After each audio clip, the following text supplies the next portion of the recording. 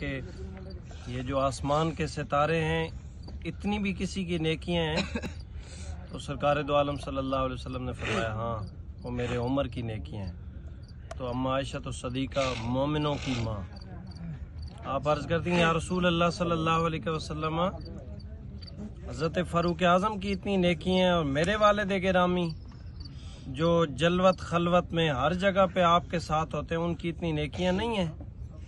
तो सुनिएगा, आप जिस जगह पे बैठे हैं, नबी करीम सल्लल्लाहु अलैहि वसल्लम ने इरशाद फरमाया कि सिद्दीकी वो नेकी जो गार में उन्होंने सर मुबारक गोद में रखा हुआ था और वो ज़ियारत कर रहे थे, आंखें सिद्दीक की थीं और चेहरा हुजूर का था।